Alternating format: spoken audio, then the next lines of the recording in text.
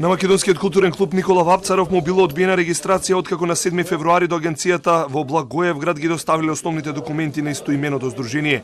Информираат од клубот. Сега толкувањето на тамошните основачи на клубот е дека со оваа одлука се забранува постоењето. Агенцијата во решението навела дека одлуката ја донале почитувајќи го уставот на Бугарија, односно здружение на граѓани не може да постојат ако вршат политички активности.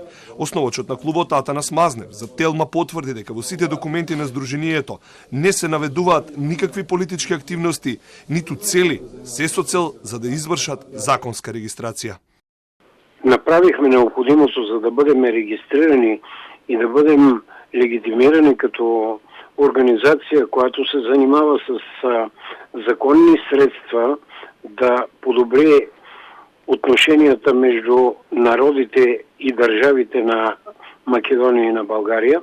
И това нещо ни е отказано от Агенцията по вписванията, която има право, която е задължена от закона да извършва тия дейности.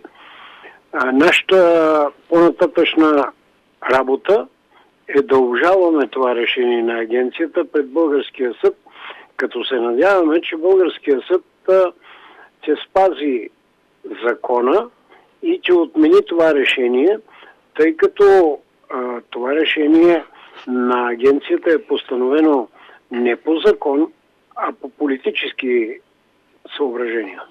За само 5 дена клубот беше атакуван со камења. Властите ги фатија напаѓачите вработени во државно предпријатие, кои со камења го искршија излогот, но градоначалникот на Благоевград изјави дека ќе ги казни општинските работници, кога македонската држава ќе ги казни македонските гранични служби, кои како што рече, предизвикале ментално и физичко насилство врз многу бугари при обидот да влезат во земјава на денот на чествувањето на Гоце Делчев.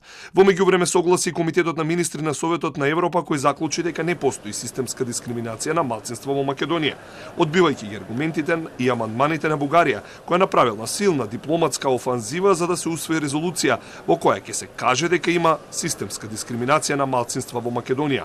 Претходно, истото европско тело, Комитетот на министри на Советот на Европа, ги повика властите во Бугарија да почнат да ги почитуваат пресудите на Европскиот суд за човекови права и да дозволат регистрација на здружение кои што имаат за цел признавање на македонското малцинство во Бугарија.